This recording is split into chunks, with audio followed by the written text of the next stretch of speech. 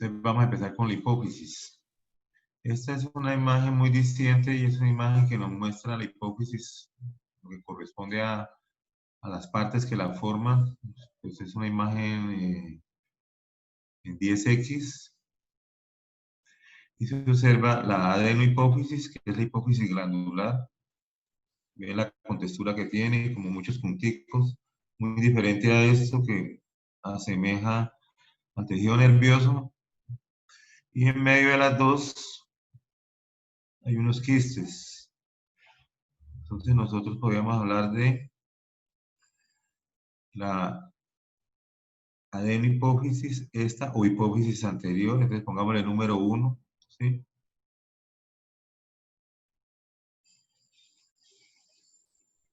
Luego observamos estos quistes acá, esta parte. Entonces, como esta parte de acá se llama la hipófisis intermedia, que es lo que queda de la bolsa de Raquel, ¿sí? Entonces, como se hablaba, la bolsa de Raquel se produce en el epitelio. Se produce en el epitelio de la boca primitiva y es de origen ectodérmico y se desprende de allá y como se forma las glándulas endocrinas, pierde la comunicación con el epitelio y se une con la hipófisis posterior que viene del sistema nervioso, del diencéfalo. Entonces, estos tres sería la hipófisis posterior.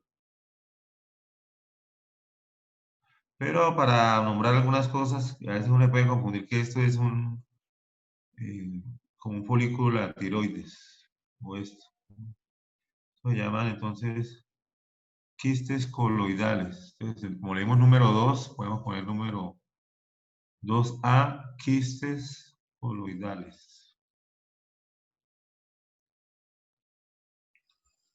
Y 2B son rodeados por un epitelio cúbico simple. Por eso se pueden confundir con los folículos tiroideos. Aquí en el número 3 podemos darle algunos nombres a algunas cosas, por lo menos esto pequeñito, 3A, serían vasos sanguíneos de la neurohipófisis. Y la mayoría de estas rayitas pequeñitas, todos estos núcleos alargaditos,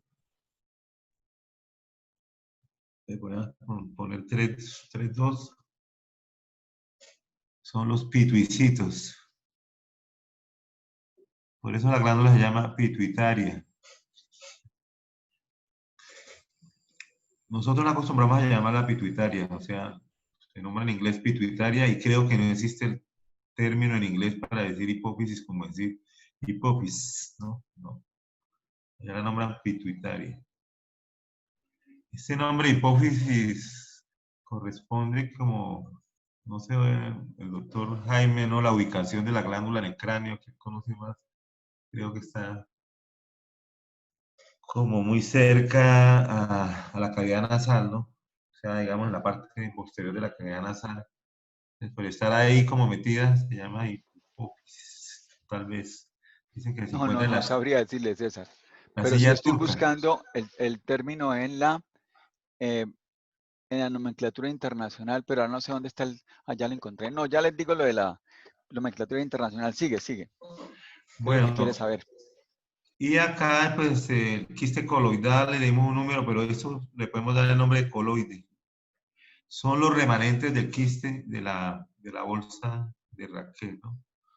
No creo, no sé si de pronto a veces puede haber problemas de que esto no se pueda, de que no se puedan unir las dos hipófisis realmente que son las que no, porque la hipófisis intermedia es un remanente. Sin embargo, en animales que tienen grandes camadas, la hipófisis intermedia está desarrollada mayormente, digamos, tienen 8 o 10 hijos, ¿cierto? En esos casos. Entonces, esos pituicitos son todas esas células que hay acá. Ustedes se preguntarán, bueno, pero a partir de ahorita lo vamos a ver más detalladamente.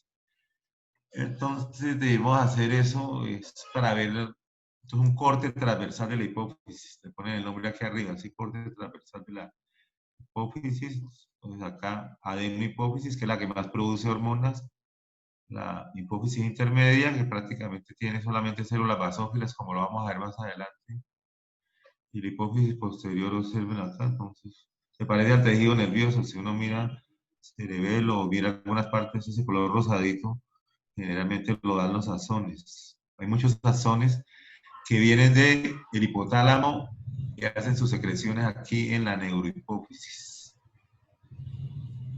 Yo siempre les hago hincapié en que la neurohipófisis no produce nada, acumula lo que viene del hipotálamo.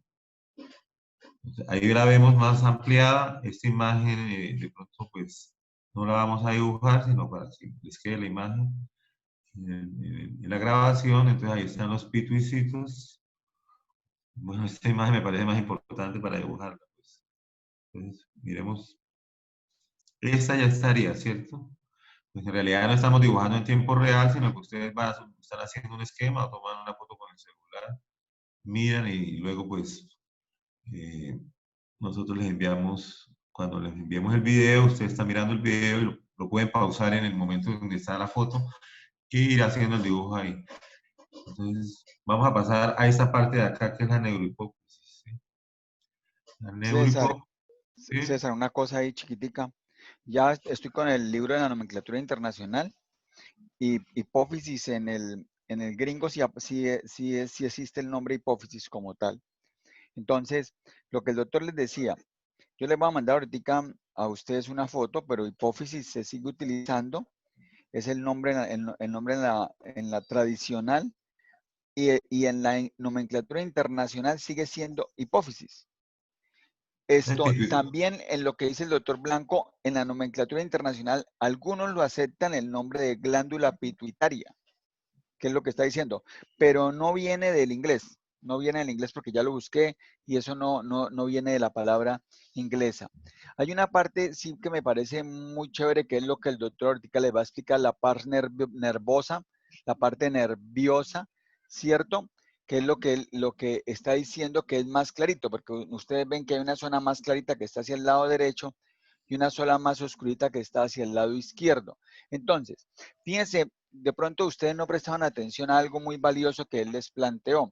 Él les dijo, la parte derecha, ¿de dónde viene? Un componente nervioso. Entonces, al tener ese componente nervioso venir del diencéfalo que él les planteaba, allá de la parte, lo que tiene que ver con el tálamo, aunque las dos estructuras son El diencefálicas. hipotálamo. No, del diencéfalo, del diencéfalo. Entonces, al venir del diencéfalo, ella, sí, César, ahí entra lo que usted está diciendo. Ellos vienen del diencéfalo y el diencéfalo también da origen al hipotálamo. Entonces, arrastran las células de ese hipotálamo que están produciendo. Ellas están produciendo las hormonas. El supraóptico está produciendo la vasopresina o antidiurética y el paraventricular produce la oxitocina. Entonces, las células nerviosas que están allá, sus axones vienen hasta ahí, donde el doctor Blanco les está hablando, a esa pars nervosa. Ella, por medio de esas dos estructuras, el hipotálamo y esta región más clarita, se van a unir por medio del tallo pituitario y ahí lo que van son las fibras nerviosas, los axones. Y ese tracto, escríbanlo, es el tracto hipotálamo hipofisiario. Tracto hipotálamo hipofisiario que trae esas dos sustancias de las que yo les hablaba, la vasopresina o antidiurética y la oxitocina, ¿cierto? Ambos, el supraóptico y el paraventricular, hemos visto con el doctor Blanco en lo que hemos leído, pues producen ese tipo de sustancias, pero principalmente el supraóptico produce vasopresina y el paraventricular produce oxitocina. ¿Dónde actúan ellas? Ya ustedes ahorita están en capacidad de decir, por ejemplo, dónde actúa la vasopresina o antidiurética, porque eso ya lo vieron con el doctor Oscar Lionel, el doctor Blanco sé de primera mano que también se lo dice cuando les está hablando en la parte histológica del sistema renal, les habla de eso. La oxitocina, ustedes de pronto la habrán oído escuchar en la parte coloquial, en la calle, en su día a día, cuando hablan de el pitocin. Entonces, el pitocin El pitocin es la misma oxitocina. Es una hormona que se coloca para que produzca la contracción del útero. Entonces, por ejemplo, está la señora en trabajo de parto y le colocan oxitocina para que haya esa contracción uterina. Ella se produce en forma normal, no como la estoy planteando ahorita para inducir un parto o para ayudar en las contracciones de un parto. Ella se produce después de que nace el bebé, en un periodo que se llama alumbramiento. La gente siempre piensa que el nacimiento del niño es el alumbramiento. No, la salida de la placenta es el alumbramiento. Entonces, por eso muchas veces a las señoras, pregúntenle a sus madres o si algunas de ustedes pues ya han tenido bebés, se le dicen después de que han tenido el bebé, cójanse los senos y por favor estimúleselo. La producción de citocina en la señora, en la parturienta, es buena palabra, en la parturienta se produce por eso, porque al estimular los pezones se produce la oxitocina. La oxitocina, ¿qué hace? Que involucione, que el útero se contraiga y haya la salida de la placenta. Entonces, clave acá, lo que el doctor Blanco les está diciendo, 3 regiones, ¿cierto? Una pars intermedia, una pars nerviosa y la parte anterior, ¿cierto? Esa parte anterior tiene que ver, ahorita lo vamos a ver porque de pronto César lo explica con más calma, tiene que ver con otro sistema que es el sistema porte hipofisiario. Esta zona derechita, que es la más clarita que les está hablando, que es la parte nervosa, está pegándose con estructuras del hipotálamo, el núcleo supraóptico y el paraventricular por medio del tallo que se llama tallo pituitario, tallo hipofisiario, tallo infundibular. Todos esos nombres ustedes los consiguen. Y esas hormonas que se producen en el hipotálamo van a depositarse, como el doctor Blanco lo dijo, en esa hipófisis posterior. Listo, doctor Blanco, muchísimas gracias. Sí, muchas gracias, doctor, por su intervención. Entonces tenemos nosotros que estamos viendo aquí, esto es la neurohipófisis. Entonces vamos a darle el número que vemos en la neurohipófisis ya ampliada. Observamos nosotros los pituicitos, número 1, que son parecidos a los astrocitos, tienen funciones como los astrocitos. ¿Ustedes se acuerdan que los astrocitos son células gliales, que tienen función de soporte sobre las neuronas, soporte metabólico, soporte estructural, retirar los productos de desecho? Entonces podrían ser como una especie de astrocitos modificados para guardar la integridad de los axones que vienen del hipotálamo. Entonces, los axones vienen del hipotálamo. Tal vez ustedes alcanzan a ver aquí las fibritas, ¿cierto? Las fibritas de los axones solos, pero no son muy evidentes para discriminarlos histológicamente. Eso forma el fascículo hipotálamo hipofisiario, del cual les hablaba el doctor Jaime. Entonces, allá arriba, en esos núcleos paraventriculares y supraópticos, se produce la oxitocina y la ADH y viajan por los axones. Miren, estos axones bajan por esos axones y se acumulan acá en esas manchitas que llaman los cuerpos de Henry. Doctor, si quiere me hace favor y les escribe en el chat, ¿sí? ¿Cómo se escribe los cuerpos de Henry? Entonces, los cuerpos de Henry se acumulan ahí y nosotros los vemos así. Entonces, pongámosle el número acá, ¿cierto? Número 2, los axones. Número 3, los cuerpos de Henry. Doble R, creo que es. Por lo cual nosotros debemos quitarnos la idea Es de que con el doble hipófisis... R, pero es Herring, NG. NG, ok, muchas Bueno, gracias. listo, yo lo voy a escribir como usted lo está diciendo, pero yo no tengo video, ya se fue así. Harry.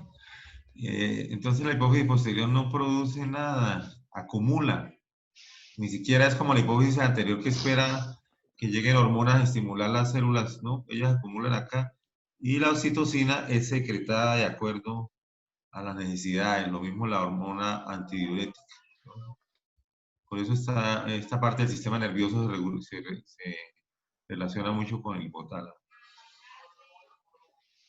Entonces, esto sería, y número 4, observamos los vasos sanguíneos, los capilares sanguíneos que no pueden faltar, ¿sí? Es para la nutrición de toda esta neurohipófisis o hipófisis posterior. Algunos dicen que que la hipófisis posterior eh, sí, es una proyección o una imaginación del sistema nervioso para comunicarse con el sistema glandular, que procede de donde presenten todas las glándulas, de los epitelios. Las glándulas se originan de los epitelios y acuérdense, unas permanece la comunicación con el epitelio, son las glándulas exocrinas, y otras se hunden en el tejido conectivo y se forman, se va multiplicando más y forman las glándulas endocrinas que drenan a los mismos vasos sanguíneos. Toman las materias para fabricar las hormonas de los vasos sanguíneos y a la vez drenan a esos capilares sanguíneos y a las hormonas fabricadas.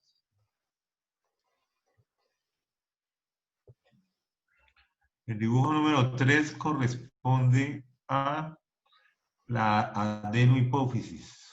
Entonces acá, si queremos ver las células de la adenohipófisis y vemos unos vasos sanguíneos grandes y otros vasos sanguíneos pequeños. Primero quiero que se fijen ustedes en el color tan bonito de estas células, ¿cierto? Este rojo. Y este rojo de acá, por acá lo vemos. Entonces esas son las células acidófilas, que se dividen en dos familias, las que producen prolactina y las que producen hormona de crecimiento. Entonces, número 1, células acidófilas. Acá hay otra, ¿verdad? Acidófilas. Rafa, ¿me repite por favor el nombre de la placa? Adenipófisis 40X. O sea, vamos a detallar lo que hay en la adenipófisis. Natalia, pasa la figura que yo te envié, por favor, a los chicos. Sí, señor. Entonces, observamos acá las células acidófilas. Esa es una competencia que ustedes tienen que hacer en histología, distinguirla. Al mirarlas con microscopía electrónica descubrieron que no eran idénticas, que unas tenían unos gránulos más pequeños y otras gránulos más grandes, pero eran acidófilas. Entonces ahí salieron las que producen prolactina, que se llaman mamotrofas, y las que producen hormona de crecimiento, que se llaman somatotropas. Somatotropas y mamotropas. Así se las nombraron y creo que pues, están en los libros de fisiología. Pero para nosotros son las células acidófilas, ¿no? Lo que hace la prolactina, lo que hace la hormona de crecimiento, lo que tiene que ver con todo esto, pues eso pues ya se vio como en la clase teórica. Sin embargo, pues hay problemas acá a veces genéticos, ¿no? En el cual por lo menos la persona no crece porque no tiene suficientes células acidófilas. No sé, la doctora Clarita que nos podría hablar como de ese problema de crecimiento por la hipófisis, ¿no? Si se ve frecuente o no. Pues no es muy frecuente, yo no he visto un solo caso a lo largo de mi práctica profesional. Es más frecuente otro tipo de mutaciones en factores de crecimiento más que en la afectación del eje hipotálamo-hipófisis y los órganos blancos, que en este caso serían los cartílagos de crecimiento. Que son los pacientes que uno ve con más frecuencia, ¿no? Y lo mismo, ustedes los pueden identificar. Son los pacientes que presentan una acondroplasia o una hipoacondroplasia. Esos son los más frecuentes dentro del espectro de talla baja, que hay muchísimos. Y ahorita, pues sobresale, por lo que existen tratamientos, algunas entidades donde se afecta la talla y la forma y la arquitectura tanto del hueso como del cartílago, como son los pacientes que tienen algún trastorno, pero ya enzimático, como la mucopolisacaridosis. Muchas gracias, César. Sí, entonces una fotografía donde está el hombre más bajito del mundo con el hombre más alto, que ambos ya han muerto porque estas personas a veces, esas tallas tan altas, por lo menos una persona de 1,50 maneja mucho gasto cardíaco y tienen problemas de este tipo. O sea, no, y a veces se generan es por tumores, ¿no? Tumores de las células acidófilas o que hay más cantidad, ¿no? Entonces crece la talla, aumenta hasta 2 metros, etc. Ese sería el número 1. El número 2 serían células que tienen el citoplasma, como lo vemos acá. El citoplasma es basófilo, no presenta este rojo tan llamativo, sino entonces son las células basófilas. Acá las vemos, número 2, células basófilas que producen más hormonas. Entonces estas tienen que ver mucho con los ejes, ¿no? Entonces, si producen la FSH y la LH, entonces controlan el eje que viene hipotálamo, hipófisis, gónadas, ¿no? Ovarios y testículos, FSH y LH. También controlan la tiroides con la TSH y con la ACTH controlan la suprarrenal. Son muy importantes. También producen la MSH y otras hormonas en menos cantidad, pero estas son las definitivas, ¿no? Como ustedes se dan cuenta, estas células se empiezan a producir hormonas cuando empieza la maduración sexual, ¿sí? Para que la persona sea ya pueda reproducirse, y eso en todas las especies de mamíferos. Entonces, esas células acidófilas, basófilas, como una de las funciones de la hipófisis que es necesaria para eso, para la maduración sexual y para la reproducción, ¿no? También hay otras células que se ve el fenómeno que no se les ve citoplasma, como esta. Ustedes ven el núcleo y ven que está como vacía. Esa sería la número 3, sería la célula cromófoba. Por lo tanto, si esta es foba, las otras son fila. Entonces, estas son las cromófilas, las acidófilas y las basófilas. Les recuerdo la proporción, el 10% son basófilas, el 40% son acidófilas, entonces el 50% son cromófilas y el 50% son cromófobas. Algunos se dicen que tal vez estas células cromófobas, que no se conoce su función, son células que han perdido ya sus gránulos y están en buen retiro, o sea, que están jubiladas, pero que todavía están ahí, ¿cierto? Otros dicen otras cosas y otros dicen otras. Y ustedes, si se ponen a pensar, también pueden inventar y decir otra cosa. Cuando algo no se conoce, hay muchas teorías, ¿no? Pero al fin, mire, esta es otra célula cromófoba. Entonces, ahora, ¿qué estamos observando? Estas estructuras anchas son del sistema porta hipofisiario. De pronto, Jaime, podría mandarles una fotografía del sistema porta hipofisiario. Ya lo tienen, ya la tienen. ¿Ya la tienen? Sí, ya la Sí. tienen. Todo lo que usted está hablando. Ahorita yo les hablo en torno a esa figura y a la anterior que les mandé. Sí, pero entonces si quieres también puedes compartir pantalla, ¿no? Entonces Ah, pero entonces me toca eso es todo. Bueno. No, porque después nos varamos, César. Es mejor porque después no puedo entrar, sale el uno, entra el otro. Sí. Me avisan porque yo soy el anfitrión y puedo. Ah, listo, entonces voy a buscar la presentación, listo. Ya. Okay. Es mejor, porque entonces ustedes ven acá, pongámosle el siguiente número acá. Este es un vaso del sistema porta hipofisiario porque es muy ancho. Yo ya más o menos le expliqué y el doctor les voy a recordar relacionado con esto, ¿sí? Con el sistema porta hipofisiario. Y vemos unos vasos más pequeños. Lo que pasa es que aquí no se ve la sangre porque la sangre, los glóbulos rojos se hemolizaron y lo que se ve es la hemoglobina. Todo, queda todo así como un color rojizo. Pero aquí vemos por lo menos una célula endotelial que nos dice que esto es, ¿sí? Son vasos sanguíneos, células endoteliales alargadas. Entonces, ponemos número 4, sistema porta hipofisiario. A este, por lo menos, este también está muy grande.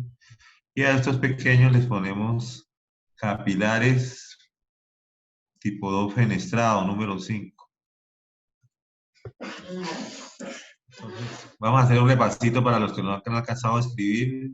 Yo les digo, y por lo menos yo les digo, ¿qué células produce lo que el indicador, qué células, no, qué hormonas produce lo que el indicador señala? Es una pregunta más difícil que decirle el indicador señala. Entonces, a ver, escucho respuestas. ¿Qué sería esto? ¿Una célula basófila? No. Al contrario, una célula que... La otra. Sí, el otro tipo de célula.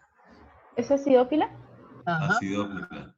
Sí. Segunda competencia, ¿qué produce entonces prolactina y hormona de crecimiento? Ujú. Entonces, tiene que darse cuenta de eso, ¿cierto? Ahora yo les digo, bueno, el indicador señala acá. ¿cierto? Célula cromófoba. ¿Qué porcentaje es? 50% y la función es desconocida. ¿Y esto será una célula qué? Esa sí es. Esa sí Basófila. es. Ajá. Una célula basófila. Entonces produce el resto de hormonas, ¿cierto? Esta es la que tiene que ver más con eso. Por lo menos la célula basófila regula la tiroides. Si ella funciona mal, el metabolismo se va al suelo, ¿cierto?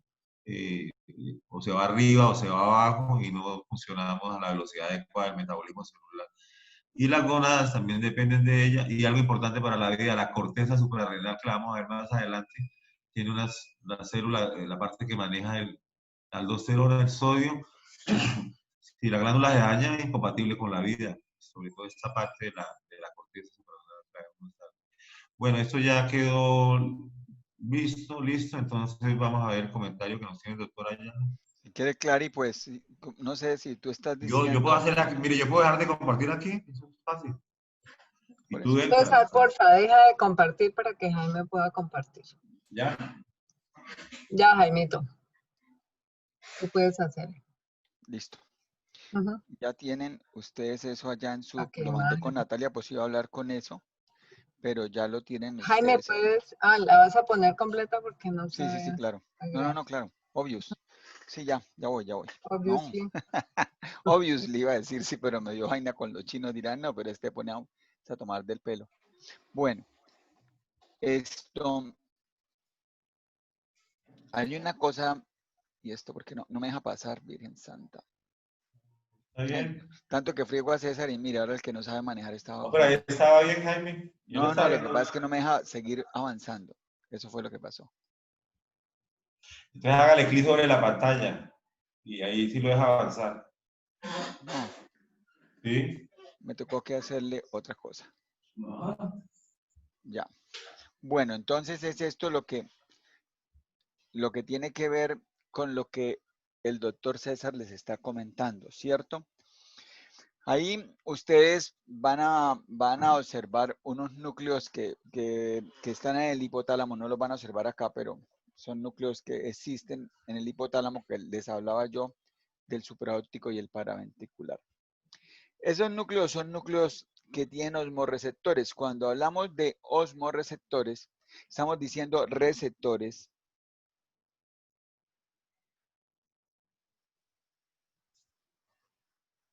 no me sirvió. Bueno, receptores de la osmolaridad, ¿cierto? Entonces, ¿qué pasa con esto? Con estas sustancias. Ellos van a sensar concentración. Y esa concentración ya ustedes más que nadie sabe porque ustedes son muy buenos para eso.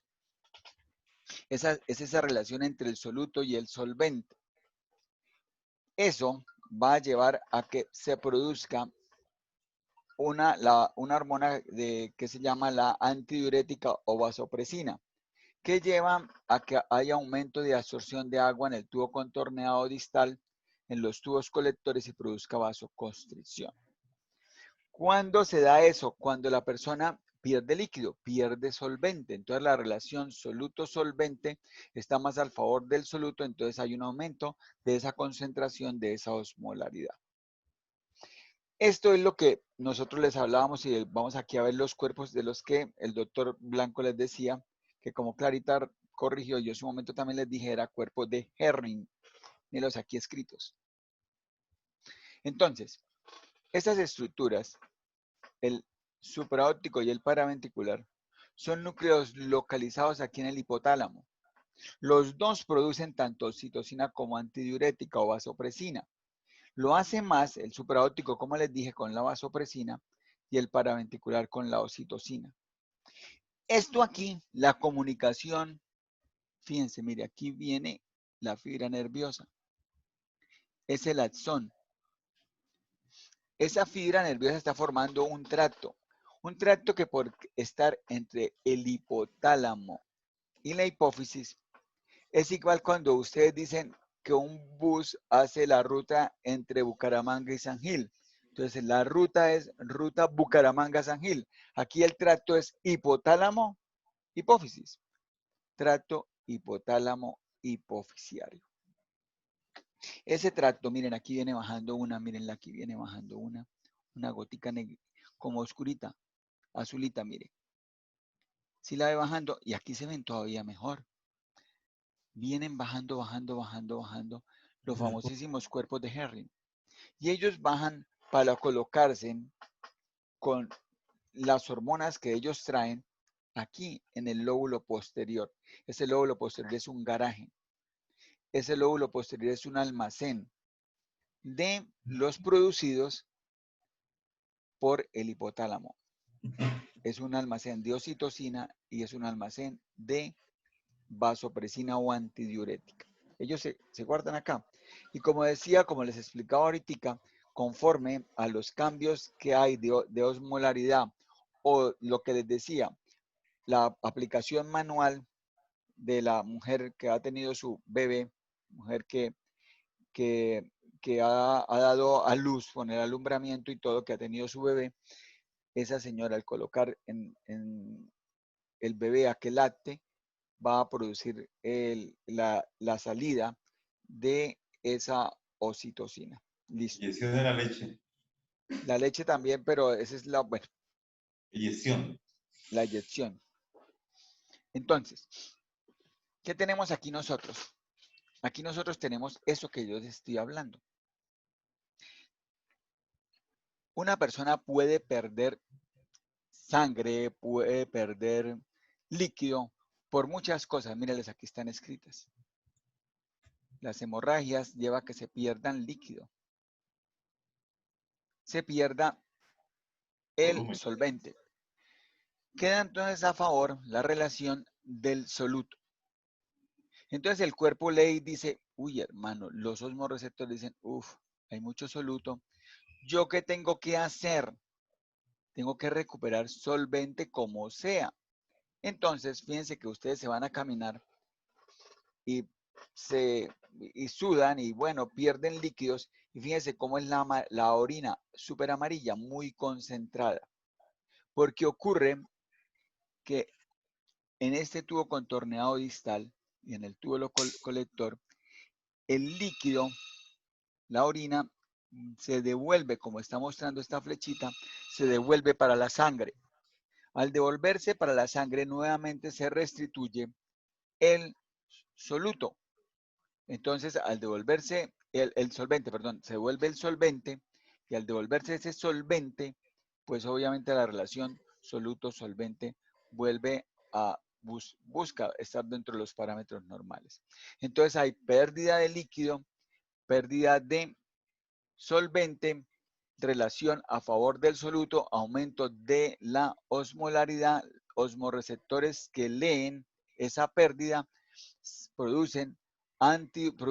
liberan antidiurética, vasopresina, y esa liberación hace que se reabsorba agua hacia el torrente sanguíneo para restituir esa relación soluto-solvente. Listo. Eso es una función. La otra función es la que yo les hablaba de la producción de oxitocina, por lo que estábamos diciendo en la lactancia. Lo otro es un poquitico más adelantico. Es lo que el doctor les hablaba de la adenohipófisis, ¿cierto? Esa es la hipófisis anterior. Ahí el sistema no es un sistema de tractos, no es un sistema nervioso, ahí es un sistema, como el doctor les decía, un sistema de vasos sanguíneos. Un sistema que se denomina un sistema porta. ¿Por qué es eso? ¿Por qué es un sistema porta? Viene aquí la arteria hipofisiaria, los vasos hipofisiarios, la hipofisiaria superior, para aquí lo estamos viendo. Ella viene y todo vaso, ustedes ya lo aprendieron con nosotros, todo vaso sanguíneo, cuando él empieza a disminuir el calibre, lo vimos en histología, y lo último que él hace es capilarizarse. Él se capilariza en una parte arterial. Un vaso sanguíneo inicia su parte arterial y en la parte arterial termina como capilar arterial. ¿Lo recoge quién? Otra vez un capilar, pero ya del equipo venoso. Al recuperarse ese capilar del equipo venoso, ¿qué pasa? Empiezan a crecer normalmente en diámetro para llegar nuevamente a las venas gigantescas que ya todos sabemos que llegan al atrio del lado derecho o al atrio del lado izquierdo, como son las venas cava superior, cava inferior, las pulmonares, esto y el seno coronario. Aquí no ocurre eso. ¿Qué estamos viendo? Mire, lo rojito se capilariza y vuelve a ser, es azulito. Sí, aquí llegué y lo hizo con esto normalmente, pero mire lo que está haciendo aquí. Sigan esta parte. ¿Qué están viendo ustedes aquí? Que vuelve y retoma esa capilaridad, vuelve nuevamente a formarse esa capilaridad aquí, a nivel de la hipófisis. La capilaridad viene acá, ¿cierto? Capilaridad que se ha producido a nivel del tallo, a nivel del hipotálamo, viene esa capilaridad, pero aquí trae los productos que recogió del hipotálamo y sigue con su capilaridad, con sus vasitos, para volverse a capilarizar en el lóbulo anterior, en la adenohipófisis. ¿Y qué es lo que está haciendo aquí? Ella está aquí vertiendo sustancias. ¿Qué sustancias está vertiendo ahí? Factores de liberación o de inhibición, como decía el doctor Blanco. Ellos vienen aquí, ellos vienen acá y estimulan las células manifestadas por el doctor Blanco para producir factores liberadores. Entonces, aquí nosotros lo vamos a ver en la próxima. Entonces, quiero que entiendan aquí que hay una doble capilaridad. Siempre que ustedes escuchen hablar de una doble capilaridad, estamos hablando de un sistema porta. El doctor Blanco, no recuerdo, pero de pronto sí lo pudo haber manifestado en la parte del sistema gastrointestinal. De pronto se lo pudo haber dicho. Una capilarización aquí, se continúa y vuelve una nueva capilarización en este punto. Por favor, tengan muy claro eso. Una doble capilarización. Aquí está lo que les manifestaba. Sí, César, dime. Sí, no, que quería que le mostrara esta figura, pensé que no la tenía, sí, está muy bien. Esa figura es la figura en la que hay la liberación.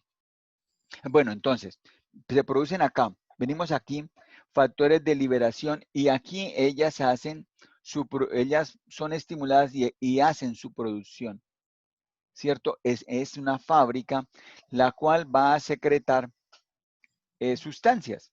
¿Qué sustancias son? Estas que estamos viendo aquí.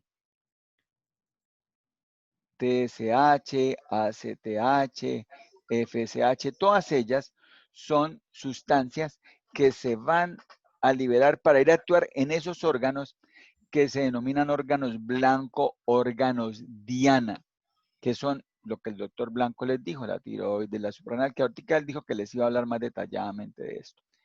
Bueno, esto a mí como futuro microbiólogo, ¿para qué me sirve? ¿Esta vaina qué?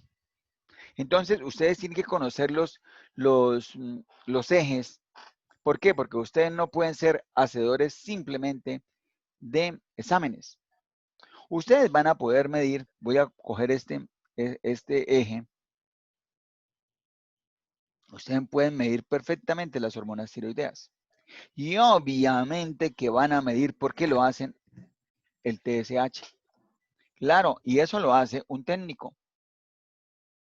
Pero ¿qué ocurre y quién puede describir lo que está ocurriendo en la glándula de primera mano, sino ustedes cuando cogen y miran que hay hormonas tiroideas elevadas, ustedes dirán, uy, jue madre, esa persona de pronto tiene un hipertiroidismo.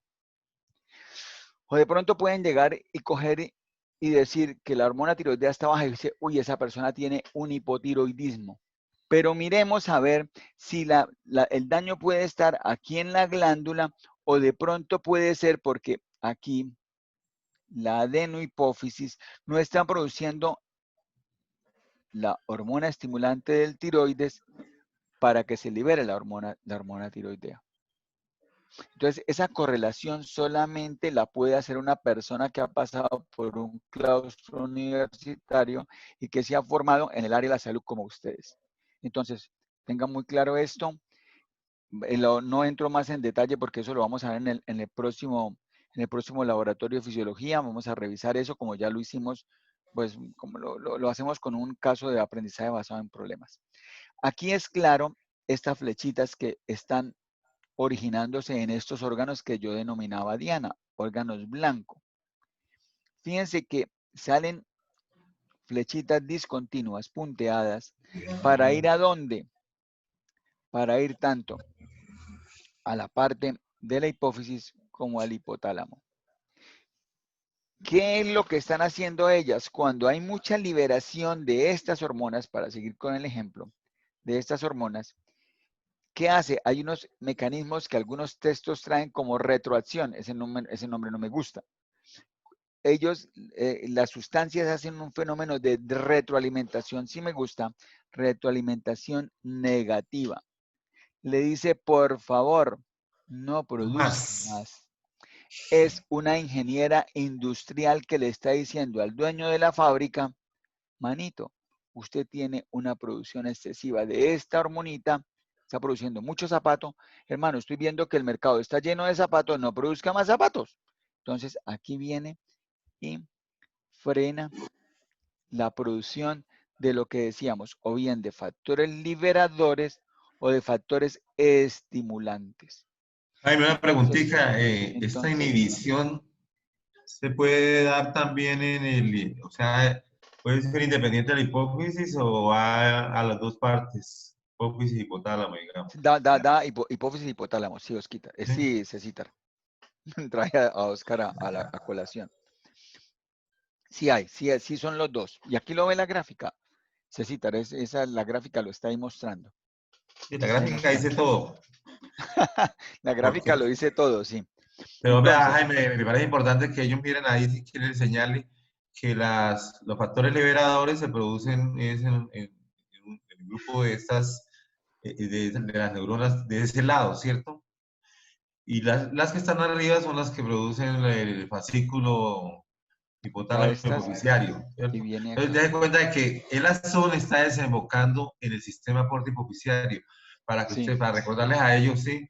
Cómo va a llegar esa hasta ahí, no va a llegar a la hipófisis anterior, y por esas venitas y tubos capilares del sistema porta hipoficiario van a llegar a hacer contacto con las células acidófilas y basófilas, para darle la orden de que hay que trabajar. Ellas tienen receptores para eso.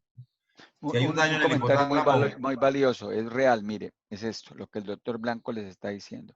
Hay un tracto que es un tracto nervioso que está liberando esto que el doctor Blanco les está planteando, los factores de liberación o de inhibición. Y luego sí caemos al sistema porta hipoficiario que va al lóbulo anterior de la hipófisis. Muy valioso su comentario, doctor Blanco. sí, Muy y bien. además que recuerden que eso es una secreción paracrina, porque es una secreción que está cerca, o sea, los factores liberadores se liberan allá y por todos y bajan, y entonces el hecho es que de pronto si usted lo secretara a sangre, se diluye mucho y no podría llegar rápidamente a las células acidófilas y basófilas. Generalmente todas tienen factores de liberación y factores de inhibición, pero es un control hipotalámico, o sea, la hipófisis responde completamente al hipotálamo y ella controla las glándulas que se ven ahí en las flechitas. Todo lo que está ahí, ustedes ven, hormona de crecimiento, las mamas, el ovario, los testículos, la suprarrenal y la tiroides, ¿no?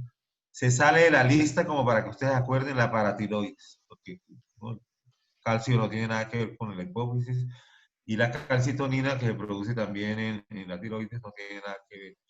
Entonces, pues, Pero hay una cosa que yo sí quiero, entonces ya les hice énfasis que ustedes tienen que aprender a leer los ejes, cada uno de los ejes, porque no son hacedores de simplemente exámenes, sino son personas que tienen que ir muchísimo más allá y tienen que, esas hormonas que ustedes van a medir, tienen que mirar esa importancia clínica que ellas tienen. ¿cierto? Entonces ustedes y van a tener en sus manos pacientes que quieren tener un bebé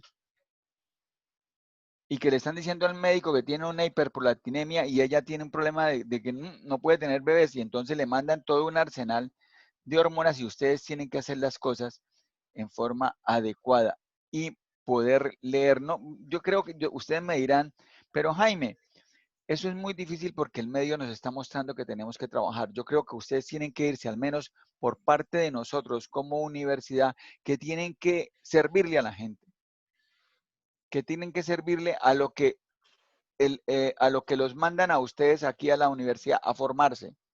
Nosotros no venimos aquí, ustedes no pueden salir formados en una parte mercantil, en una parte fuerte, no, ustedes tienen que aquí aprender esto, aprender estos ejes y saber esa importancia clínica, porque hay detrás de estos ejes y de hacer un examen, hay pacientes que tienen problemas de infertilidad, pacientes que tienen problemas de hipertiroidismo, que ustedes, pues con su sabiduría y haciendo un buen diagnóstico pueden ayudarles. César, si quiere continuamos porque Sí, son otras deje de sesiones. compartir. Sí, ya voy a hacer eso.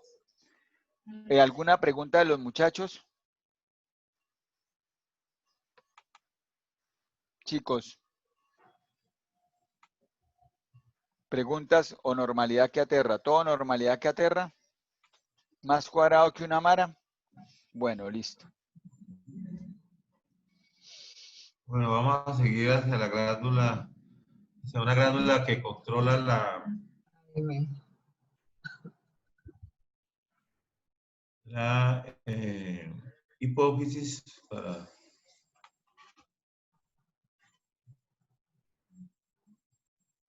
Bueno, otra glándula que no quiero que quede en el tintero, vamos a hacer un solo dibujo solamente para recordarle que ustedes la vieron, es la glándula pineal. ¿Sí?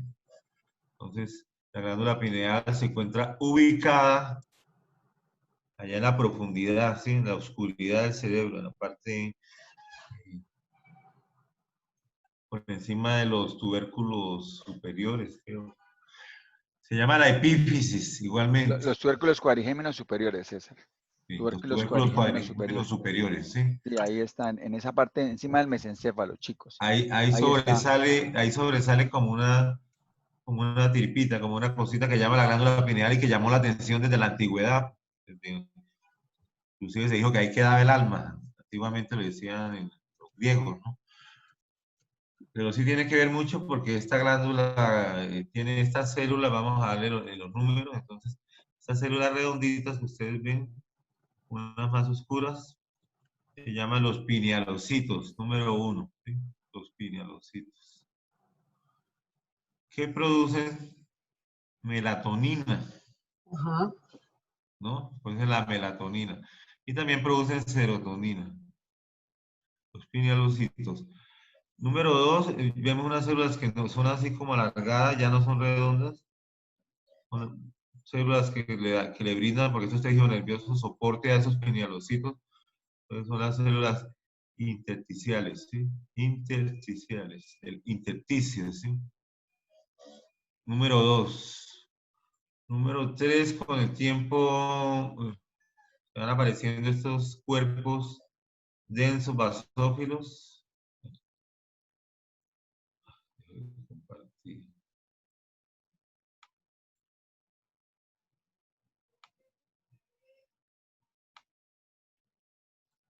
César, mientras tanto hay una pregunta.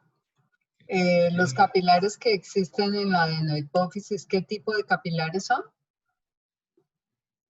Capilares continuos. Ok, gracias. Sí. Este Te sistema saliste. Del sistema portipoficiario, sí. Entonces, íbamos a hablar de la suprarrenal, ¿sí?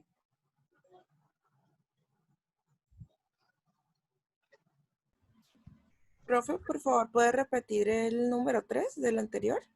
¿Cuál era? ¿Qué diapositiva era? La de glándula pineal. La Glándula primera, pineal, sí. pinealocitos, la segunda fue de células intersticiales y Sí. la tercera no la alcancé a copiar. Que Acá producen vamos, melatonina. mira, acá está la imagen. ¿Serán las calcificaciones? Sí, Era cuerpos se alfa. llama eso es lo que llaman la arenilla cerebral. Ajá. O sea, la arenilla cerebral es igual, se llaman acérbulos cerebrales. Calcáreos, ¿no es por allá una cosa de esas? También cuerpos. Algo, no sé. Ahí tiene el teléfono para que investigue. Pues me toca buscar porque no sé, yo ahorita, bueno, voy a mirar Son ahorita. acérbulos. Es que son concreciones calcáreas. ¿Sí? Que se Es. forman, y le dan ese aspecto y concluyen y crecen en tamaño, ¿no? Lo Ajá. llaman así. Acá por lo menos se ve esa imagen, ya es una imagen más panorámica, ¿no? Entonces observamos toda la glándula. Y van Corte apareciendo en la medida en que uno va envejeciendo, ¿cierto? Sí, van aumentando. Ujú, Y se cuenta que si usted observa acá este punteadito tan finito, fue el que les dio la idea a ellos de la arenilla cerebral cuando veían cortes histológicos ujú, ok, solamente, y es como piedritas, pues le llamaba la atención que en esa parte ujú, solamente se presentaba esta imagen y no en otra parte del sistema nervioso. ujú, Entonces, esa sustancia, bueno, resulta que la glándula tiene una comunicación con la retina. A pesar de estar en las profundidades del sistema nervioso, hay una comunicación en el fascículo, ¿sí? Retino-pineal, ¿sí? Es que sucede que cuando la glándula generalmente produce, como estamos diciendo, produce melatonina, pero cuando produce melatonina, produce en la oscuridad. Cuando estamos en la oscuridad, cuando estamos durmiendo. Cuando despertamos y vemos la luz, entonces la luz llega a la retina y el fascículo recibe la información de que es de día, por decir algo, recibe la luz y viene y que inhibe la producción de melatonina porque avisa a estas células que están en el... Porque la glándula regula mucho los ciclos circadianos, o sea, el día, la noche, ¿sí? La secreción por lo menos de sustancias como los corticoides que se secretan en la mañana y es un ciclo repetitivo, ¿no? La vigilia, el sueño, etcétera. Entonces, los orientales tienen mucho que ver con esa glándula y le dan algunas propiedades digamos, de eso de los mantras, de la iluminación espiritual, etcétera. Bueno, eso sería lo que tenemos que tener de esto. Vamos a pasar entonces a otra glándula. Vamos a ir a la glándula suprarrenal. ¿Sí? Entonces vamos acá a ampliar esta imagen. Uf, se salió.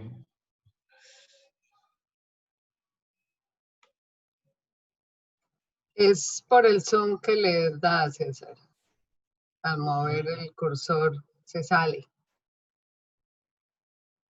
Creo Aquí que es por está. eso. Entonces, ahí están viendo la imagen de todas maneras, ¿cierto? Sí, ahí vemos la corteza de la glándula suprarrenal. Entonces, esta imagen es una imagen que la podemos dejar ahí, ustedes la ven bien. Vemos la glándula suprarrenal, que es controlada por la hipófisis. Si usted quita la hipófisis, la glándula suprarrenal inmediatamente se choquea, ¿cierto? No tiene quien la estimule y se atrofia toda la corteza suprarrenal, sobre todo. Entonces, podemos decir que a grandes rasgos la glándula suprarrenal tiene dos partes. Número uno, de acá hasta esta línea roja que bordea, que se ve la diferencia. Eso se llama la corteza suprarrenal. O sea, de acá hasta arriba, ¿cierto? La corteza suprarrenal. Y de este punto, donde aumenta la densidad y se ve más rojo, hacia allá se llama la médula suprarrenal. Aquí está como el borde entre los dos. ¿Sí? Se dice que estas dos partes se pegaron, que la médula suprarrenal era el último ganglio de la cadena simpática, que se desprendió y que aún le quedan neuronas ganglionares, pero que pueden ver, pero que ya no están haciendo funciones. ¿No? Y la corteza suprarrenal es esta, se pegó, envolvió ese ganglio y se formó la glándula. Creo que así es la embriología. No sé si la doctora Clarita que sabe cómo se forman las, ¿no? Que tenga que ver con esto, ¿no? Pero lo Ah, importante, ¿sí? ajá. La glándula supraadrenal se forma del mesodermo, se forma encima, se forma en el área del celoma primitivo y tiene los dos componentes, el mesodérmico y el componente neuroectodérmico, que ahora más adelante cuando veamos la médula, pues se va a ver las diferencias tan grandes, ¿no? Y en el componente neuroectodérmico viene sobre todo de las células de la cresta neural, son las que forman la médula de la glándula supraadrenal. En el feto, en el embrión, desde que comienza a formarse hacia la semana 7 de gestación, porque ellas posteriormente van a servir, más tarde, no es semana 7, semana 8 de gestación. Ellas van a servir de límite también para el ascenso de los riñones. Entonces, hasta ahí llega el componente metanéfrico ya transformado en el riñón fetal y comienza su producción activa de la corteza. Es, las dos primeras capas que César va a mencionar ahorita comienza a partir de la semana 12 de gestación. Eso es lo que tiene que ver con la supraadrenal. Y la corteza es muy gruesa, muy ancha comparada con la corteza del adulto. Y en la vida postnatal, a medida que vamos madurando y que la zona que está vecina a la médula supraadrenal comienza a funcionar, que es la que empieza a funcionar más tardíamente, va disminuyendo ese grosor de la cortical, ya no es tan grande. Eso es lo que tiene que ver con la parte embriológica de la supraadrenal. Hay una enfermedad que es congénita, que alguna de estas capas no se produce o es deficiente y tienen que tomar la hormona, ¿no? Hay varias enfermedades asociadas con las hormonas que se producen a nivel de la corteza supraadrenal, particularmente con el área de los mineralocorticoides, con la aldosterona y con el área de producción a nivel reticular. Y son porque, y yo supongo que en fisiología lo vieron muy bien o lo van a ver, como la producción de muchas de las hormonas que tienen que ver con los procesos de maduración sexual se hacen a este nivel y el fundamento inicial son los ésteres de colesterol, ¿no? A partir de colesterol es que se forman nuestras hormonas diferenciadoras y que nos permiten funcionar adecuadamente a nivel sexual.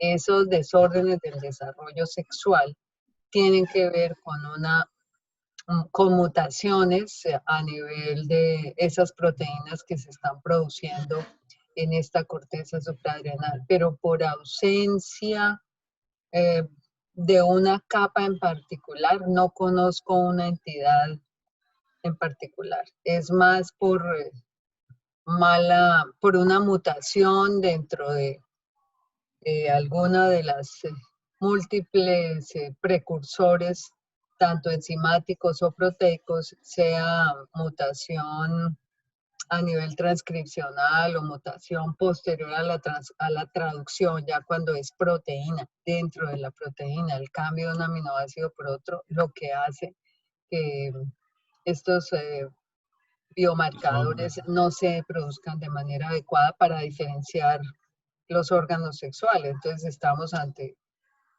una urgencia que es el desorden del desarrollo de los órganos sexuales.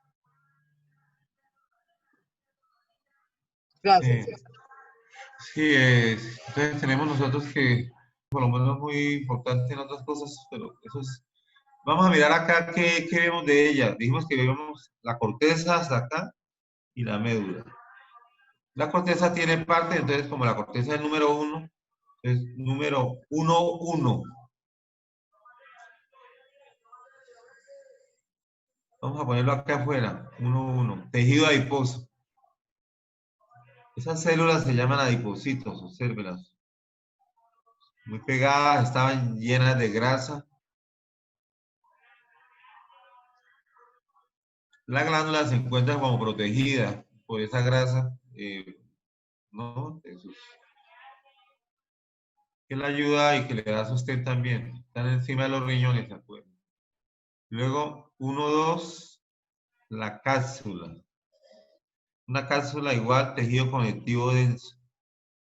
La glándula se diferencia porque está totalmente capsulada. 1,3, esta capa que usted verá aquí como en anillos, ¿sí? Que se las voy a aumentar acá. Entonces aquí vemos la cápsula y aquí vemos que las células se disponen en pequeños glomérulos. Por lo tanto, esa capa que se alcanza a ver ahí, que nosotros podemos darle el número, esta, iría de acá hasta acá, es la capa glomerular. Produce aldosterona. La aldosterona tiene que ver con el eje renina-angiotensina-aldosterona. Ustedes tienen que entenderlo muy bien también para que comprendan estos fenómenos. Además de producir eso, también produce otras hormonas como la epiandrostenediona, ¿sí?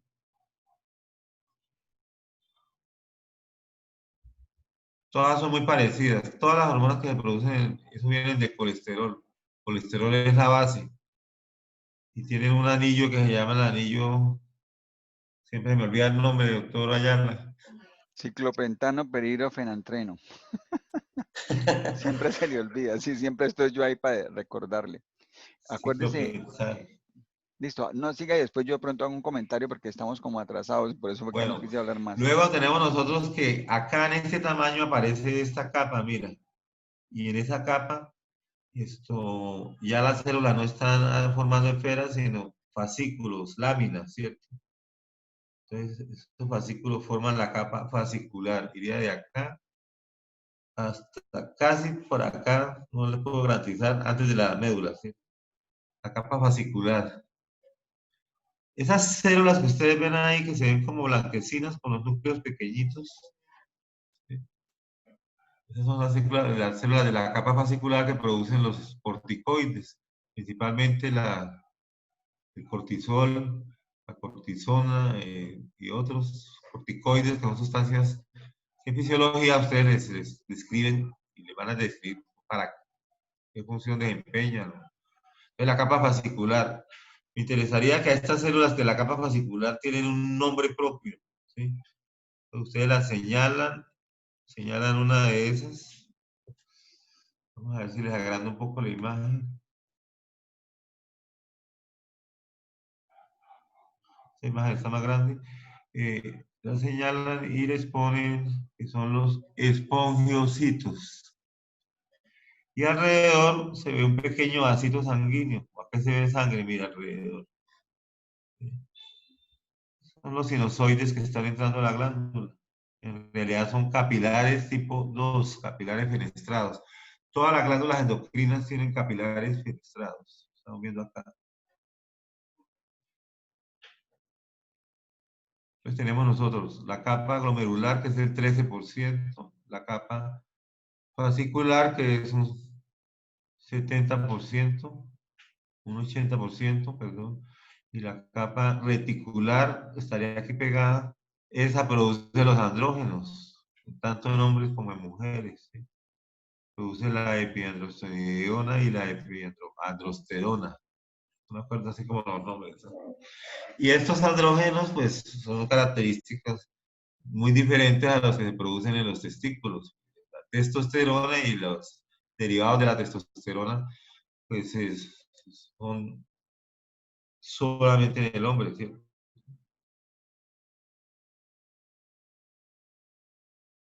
¿Alguna pregunta acerca de lo que es la arquitectura de la glándula suprarrenal que le llama Profe, la ¿me atención. puede señalar, por favor, de nuevo los espongiositos? Están tan pequeñitos que no los puedo observar. La siguiente creo que se ve mejor en la siguiente lámina, me parece. Sí, voy a pasar a la siguiente, pero digamos que tienen que dibujar, ¿no? Porque ya no hay tiempo para hacer las otras. No, son las 11:15. Ah, bueno, hay una cosa, recuerden ustedes, César, ahí de como de minuto, la vaina rapidita para que los muchachos... Mira, ahí están, ¿no? Entonces este dibujo lo podemos también hacer, sencillamente es para ver esa capa, que es muy importante porque produce los esteroides, los corticoides, todo a partir del colesterol y de la estimulación de la hipófisis por medio de la ACTH. Todas las capas van a ser estimuladas por la ACTH, tanto la glomerular, que aquí la vemos mejor, vemos los glomérulos, ¿no? Y la fascicular, esto es el 13%. La fascicular, que pues estos son los espongiocitos, esas cositas. ¿Por qué se ve así clarito y blanco? Porque el colesterol, por medio de los alcoholes, se desvanece, como es un lípido. Entonces queda el espacio donde estaba, quedan como unas esponjitas. Acá lo podemos ver, ¿no? Unas vacuolitas ahí. Y se le da el nombre preciso de espongiocitos. Y acá vemos que al lado de los espongiocitos están los capilares tipo 2, corte longitudinal. Ellos bajan así para hacer el intercambio con la glándula y la glándula, pues, cuando la ACTH estimula estas células, entonces el colesterol que está en el interior se caen a la cascada y terminan produciendo los esteroides o los corticoides que los secretan acá, a este sitio. Si hay un exceso de esta secreción o hay un tumor de estas células, se produce un síndrome de exceso de corticoides, de exceso de cortisona y de todo eso. Se llama el síndrome de Cushing. ¿Ven? Para que ustedes de pronto le manden una imagen ahí de cómo es la cara, de cómo es el paciente, que el síndrome de Cushing, ¿no? Nosotros lo vimos. La otra parte de la suprarrenal que nosotros podemos ver es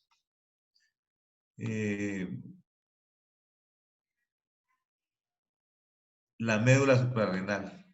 La médula suprarrenal conocemos porque en el centro de la glándula está la vena central de la médula. Eso nos ubica bastante. César. ¿Sí? Dime.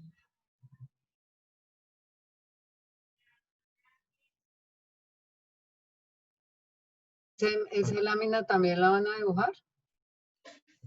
No, esta es para explicarle y dibujamos la otra que muestra la célula mejor. Ok. Bueno, entonces acá ustedes observan que la médula ¿Me escuchan? ¿Me es, escuchan? ¿sí? Me sacó la mano. Sí, te escuchamos bien. Ah, no, lo que pasa es que estaba y como, bueno, Nosotros no estamos importa. bien. No, sí, no, hay una cosa que quiero que ellos recuerden, Ujú, esto de la primera clase que tuvimos nosotros en laboratorio de fisiología, la ujú. clase, el laboratorio de membrana celular. Nosotros hablamos de cómo estaba conformada la membrana celular, hablamos de los tipos de proteínas y hablamos de los receptores que son proteínas. Entonces, recuerden muy bien que hay receptores que están en la superficie celular y en su momento les hablamos que vean receptores a nivel intracelular. Esa señalización celular de esos receptores que están adentro intracelular, en su momento decíamos que tenían que ser afines a las grasitas, hablábamos de que fueran lipofílicos para que pudieran atravesar y llegar hasta allá. Entonces, este tipo de hormonas esteroideas de las que está hablando el doctor Blanco son hormonas que se unen a receptores intracelulares. Entonces, los glucocorticoides y los mineralocorticoides, los progestágenos, los andrógenos, todo esto que el doctor les decía, están teniendo sus receptores a nivel intracelular. Entonces, para poder recordar esto, es que traigo este comentario para que miren esa aplicación de eso que veíamos inicialmente, porque se habla más que todo de receptores, siempre se hablan de receptores que están ubicados en la superficie celular y hay muchísimas hormonas que se unen también a esos receptores en esa superficie celular, por ejemplo los opioides. Para tener un ejemplo, la noradrenalina, la epinefrina, ellos son receptores de la superficie celular. Es eso. Gracias, César. Bueno, vamos a mirar cómo veríamos nosotros la médula suprarrenal. Entonces, esto lo vamos a hacer porque es muy importante. La médula suprarrenal tenemos número 1, la vena central. Se ve acá el corte y se ve acá. Después vemos unas células rojizas, muy bonitas, también teñidas, algo parecidas a las que veíamos en la hipófisis, pero no nos vamos a confundir. Esas son las células cromafines. Número 2. ¿Qué producen las catecolaminas? ¿Células qué, profe? Cromafines. Cromo es color, afines al color, cromafines.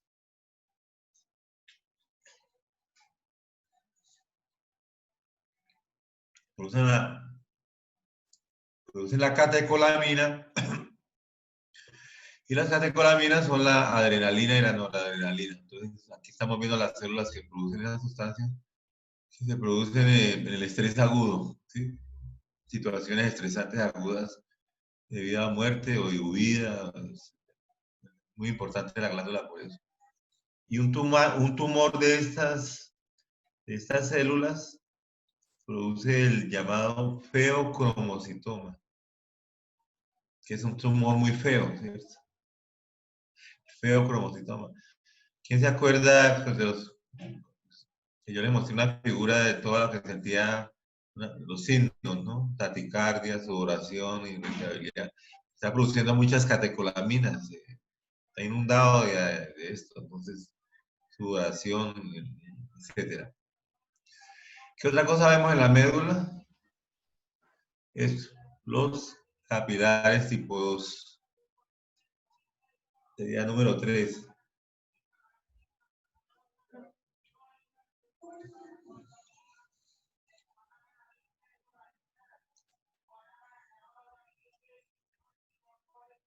Se encuentra usted que los capilares tienen células endoteliales. Entonces, esto que vemos acá en la sangre, los glóbulos rojos. Aquí vemos un glóbulo blanco que aparece ahí. Y este bordecito es la célula endotelial. Una alargadita. ¿Por qué? Porque las células endoteliales tapizan todos los vasos sanguíneos, grandes y pequeños, y los vasos linfáticos, células endoteliales. Vamos a darle el nombre ahí para que no se quede eso en el tintero. Esto es célula endotelial, el siguiente número.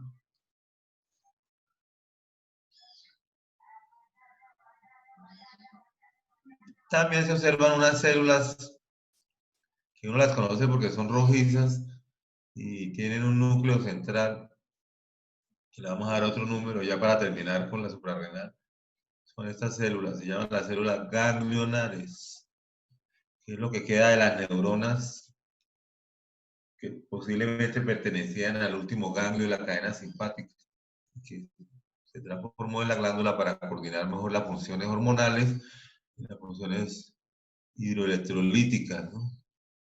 Recuerde que usted, la glándula suprarrenal, si usted no tiene corticoides, van a estar en problemas. Si produce un exceso de corticoides, ahora los corticoides, todas las sustancias derivadas de esto, ya se fabrican sintéticamente. Están los anabólicos, ¿sí?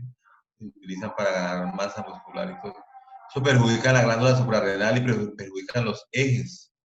Porque cuando se administra una sustancia, generalmente las células que la producen dejan de producir y se vuelven perezosas y se depende de esa sustancia. Entonces, eso sería, vamos a pasar a otra. César, César, Sí. César, chicos, dos cosas. Ya tienen ustedes allá por medio de Natalia, ya tienen ustedes lo que es el sistema renina-angiotensina-aldosterona. Creo que nosotros le hablamos en su momento de él, pero queremos volver a recordarles que cuando hay una hipoperfusión, como está mostrándoles la gráfica ahí, se libera por parte del riñón renina. Esa renina actúa sobre el angiotensinógeno que es producido por el hígado para producir la angiotensina 1. esa angiotensina 1 va a recibir la acción de la enzima convertidora de angiotensina, que es la famosísima ECA. Esa enzima va a transformar esa angiotensina 1 en angiotensina 2, que es la sustancia que va a producir la secreción de aldosterona. Mira Aldosterona, acá, que es en lo que este es sitio. exacto, que es lo que el doctor Blanco les está mostrando. Y ahí, en esa corteza suprarrenal, se produce esa aldosterona que va a ir a actuar en el tubo contorneado distal. También algo, no sé, César, si también dicen que el proximal o cómo quedamos con eso. No, la Entonces, aldosterona reabsorbe del túbulo distal y entonces quedamos solamente sí, con y el la hormona proximal. antidiurética más del túbulo colector, pero la Colector, hormona listo. antidiurética reabsorbe agua y arrastra sodio. Y Sí, esta es al esto revés. Esta ya absorbe sodio y reabsorbe absorbe sodio arrastra es agua. que y retiene la agüita. Sí, entonces, y también tiene un efecto de vasoconstricción. Entonces, muchachos, ese eje que yo les mandé, eso que les acabo de mandar, esa vía metabólica, es una vía de manejo de antihipertensivos. Pues entonces, la acción sobre la enzima convertidora de angiotensina lleva, no, tranquilo, César, siga así. Esto No, no, lleva bueno. a la inhibición de esa enzima, es son fármacos que tienen un efecto antihipertensivo. Lo otro que les envié, pues para que lo conozcan, para que lo tengan claro, es esa vía esteroidógena de las que hablaba el doctor Blanco, de todo lo que se produce a partir del colesterol. Para que ustedes lo conozcan, lo tengan claro y ya sepan que en la zona glomerular se produce la aldosterona, en la vascular el cortisol y el estradiol, que también está produciendo junto con la testosterona. Hay una cosa que quiero que también pues tengan para sus vidas, el estrés, como el doctor Blanco les dice. El estrés produce la noradrenalina, la adrenalina, pero también produce el cortisol. Y el cortisol es la sustancia más nociva para nuestro organismo en las situaciones de estrés. Entonces, recuerden que ustedes lo van a ver, lo que tiene que ver este cortisol con el manejo de la inflamación. Entonces, recuerden, ustedes ya tuvieron que haber escuchado en las noticias que hay unas sustancias que están ayudando para el tratamiento de COVID. Una de ellas es esto, sustancias derivadas de ese, Dexametasona. del cortisol. Entonces, muchachos, clarísimo para ustedes y una clase muy buena por parte del doctor Blanco en torno a lo que tiene que ver con esta parte suprarrenal. Listo, César, hágale. Está viendo la imagen, ¿no? Sí, César, sí, Fíjate. súper bien. ¿Sí? Ujú. Bueno, entonces vamos a Sí, ver la sí, sí. tiroides. La tiroides es César, una... aumentala, ahí sí la puede de pronto aumentar. Mira a ver si la puedes aumentar. Mira. Eso para mí es muy fácil.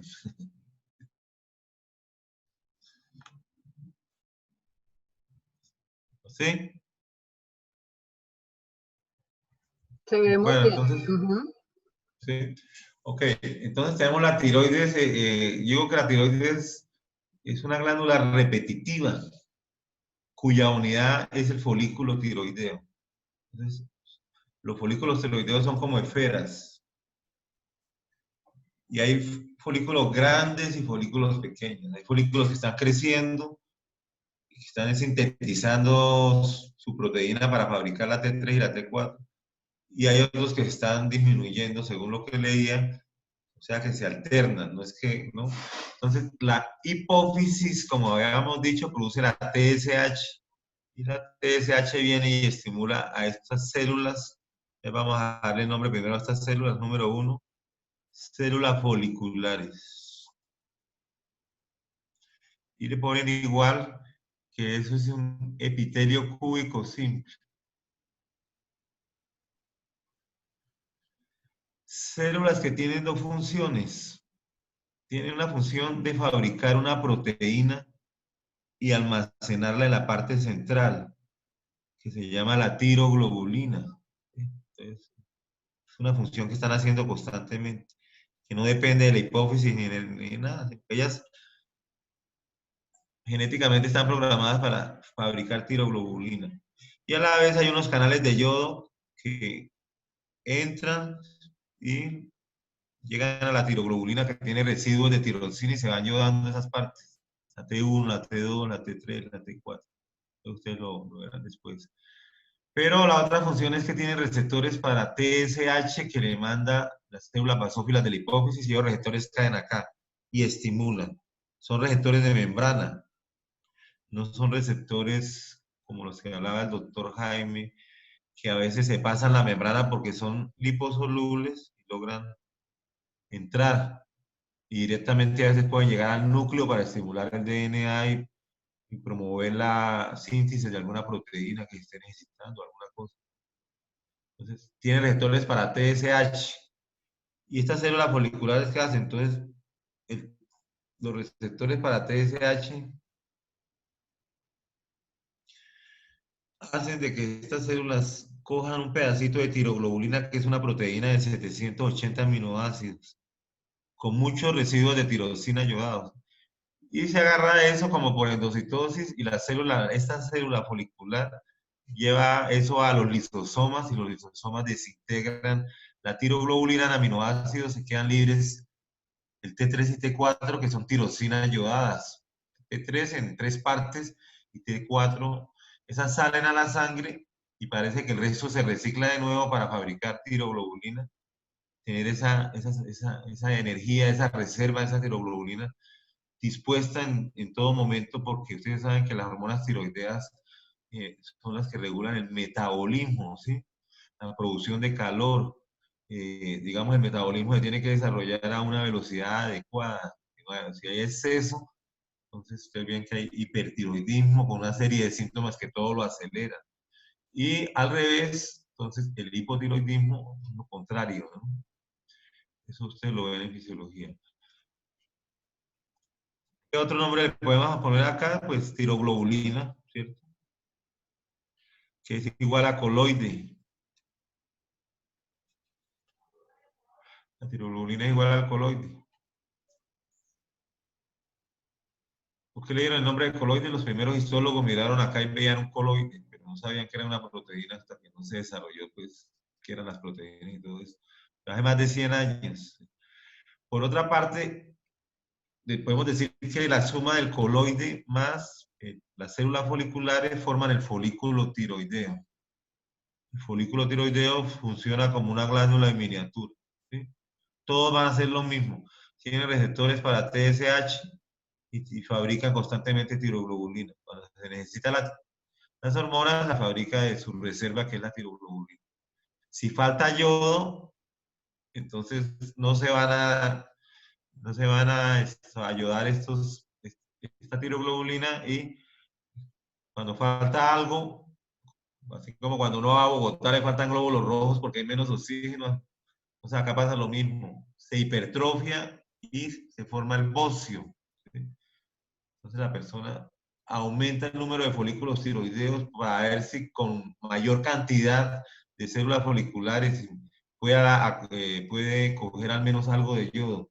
Eso sería la causa del bocio, ¿sí? Buscar esa hipertrofia para, igualmente que uno necesita subir el hematocrito cuando va a la altura para sentirse bien, porque lógicamente hay menos oxígeno y entonces una manera es subir las unidades captadoras de oxígeno.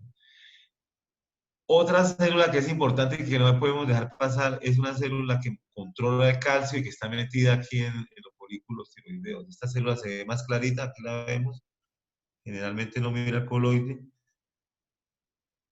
Se llama la célula C. Producen calcitonina. Son difíciles de ver.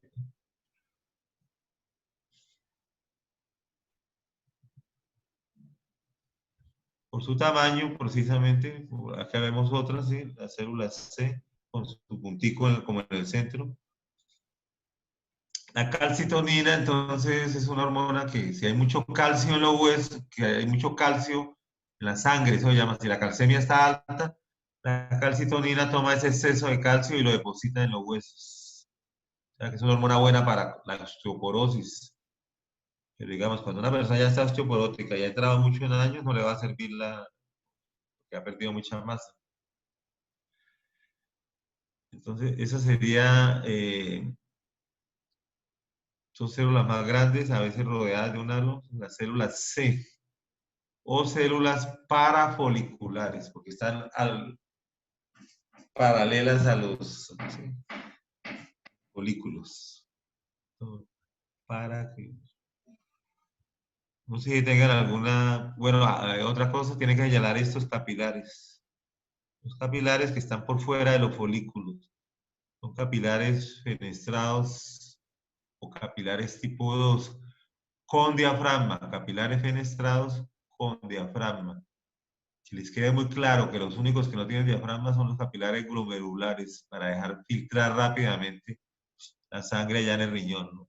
Estos son todos los de las glándulas endocrinas son tipo 2 con diafragma. ¿No los vemos? Nosotros vemos que esto es un epitelio cúbico simple, para ver ustedes más o menos que han aprendido de epitelio, ¿cierto? Si este es un epitelio cúbico simple, ¿en qué lado de este epitelio queda la membrana basal? ¿Hacia acá o hacia abajo? A ver, jóvenes. Todos los epitelios tienen una membrana basal en la cual descansan. Entonces, estas células tienen dos caras, unas que miran al coloide y otras que miran hacia los vasos sanguíneos. ¿Dónde estaría la membrana basal? Que no se ve, ¿sí? Pero ustedes presumen.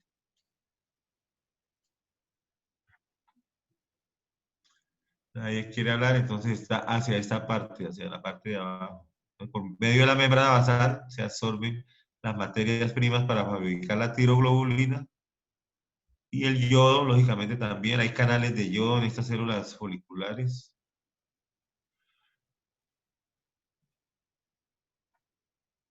Hay que acordarse que son capilares fenestrados. También tenemos células que todas las glándulas, y nunca se les olviden, están en una estructura que se llama un andamiaje de fibras reticulares. Son delgadas. La glándula no necesita fibras colágenas porque son muy gruesas y ocupan volumen. Y estas glándulas son órganos parenquimatosos funcionales, llenos de células. Cecita, la Luna quiere preguntar algo, levantó la mano. La Luna, ¿qué quieres preguntar? Profe, es que ya lo había escrito. Bueno, ahorita habían como un grupo pasando acá con música y todo, pero la pregunta es, ¿por qué algunas células se ven como con puntos y otras se ven como más densas, por así decirlo? O sea, por ejemplo, la que tiene esa letra A tiene los puntos ahí y la otra que está al lado, pues no, es como más, ¿es por el corte o...? En el coloide, César, lo que ellos están Y es que diciendo. el coloide se retrae y se despega de acá en la preparación. Pero él tiene que estar llenando totalmente, ¿cierto? Él tiene que estar llenando totalmente. Entonces, estas retracciones del coloide. Hagan de cuenta que el color azul llega hasta los bordes. Lo que yo quiero es que ustedes distingan que es un epitelio cúbico porque tiene células redondas. Son células cúbicas. Usted las puede dividir ahí. Y eso es una esfera. Lo que pasa es que usted la ha cortado por la mitad y está viendo la vista de frente. Es como cortarla por la mitad y luego sacar una tajadita de 5 micras. Eso es lo que estás viendo en ese folículo. De pronto, como es una esfera, también cuando corta usted una esfera en la parte tangencial, o sea, hacia los lados, pues se ve más pequeño. ¿Sí? No necesariamente por toda la mitad de un balón, se lo puede cortar también por los extremos, se ve más pequeño. Entonces, nunca se le olvide a usted que esta glándula tiene que ver mucho con la actividad metabólica y que produce estas enfermedades del hipertiroidismo, el hipotiroidismo.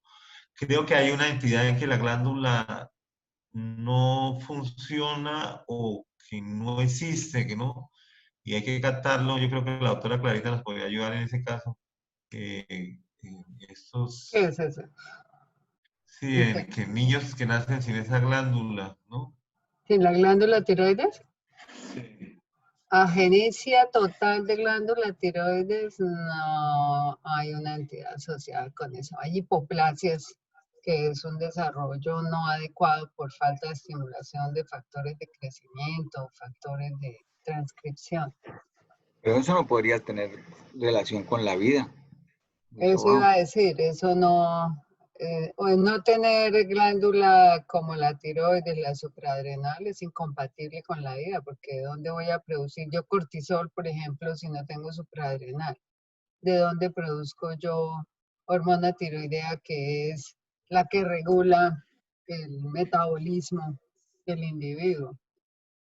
No, lo que sí ocurre son las hipoplasias, la falta de producción, porque haya mutaciones en alguna de las enzimas encargadas de transformar ese coloide que tenemos ahí, o mutaciones en la tiroglobulina, o mutaciones en la hormona transportadora, son las que llevan a que se produzcan hipotiroidismos. Hipotiroidismos congénitos sí hay, claro, y es el bocio.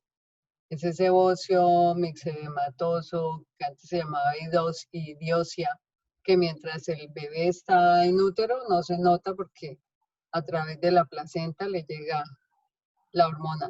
Pero una vez el bebé nace comienzan los problemas y los síntomas llevan a que usted rápidamente, a todo recién nacido, y eso sí tiene que ver con nuestros estudiantes de microbiología, a todo recién nacido, hay que hacerle hormona tiroidea, TSH, primero que todo, ¿sí?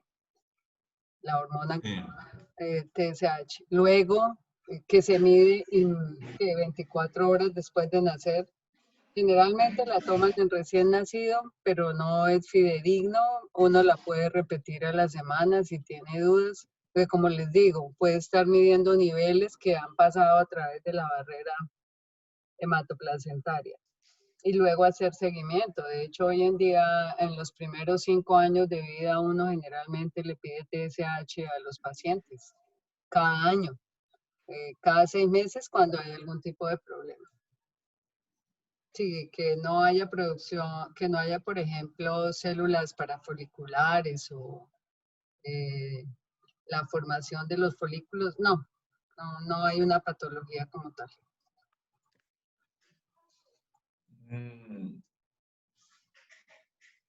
Jaime. Bueno, entonces miremos a ver qué No, más. César, no, yo no tengo conocimiento, por eso decía Clarita que eso no tenía relación con la vida, y Clarita decía, eso es incompatible con la vida. No, yo no. El cretinismo, lo que llaman el cretinismo es una baja producción. O Es sea, el digamos, hipotiroidismo. El cretinismo es consecuencia del hipotiroidismo que no se diagnosticó ni se dio terapia de suplencia. Y todas estas patologías tienen su manejo médico, ¿sí? Y es impensable que hoy en día a un niño no se le diagnostique un hipotiroidismo a tiempo. Eso no cabe, y eso habla muy mal de los programas de prevención y de la salud en nuestro medio. Por eso les digo, eso tiene que ver con nuestros estudiantes, porque ellos van a ser los responsables de procesar estas muestras, que ojalá no se demoren, porque uno quiere verlas a las 24 horas, a las 48 horas, teniendo el recién nacido a veces ya fuera de la clínica o cuando están hospitalizados. Porque todo tiene reemplazo, ¿sí? Y son parte de lo que llamamos tamizaje que se hace en Colombia.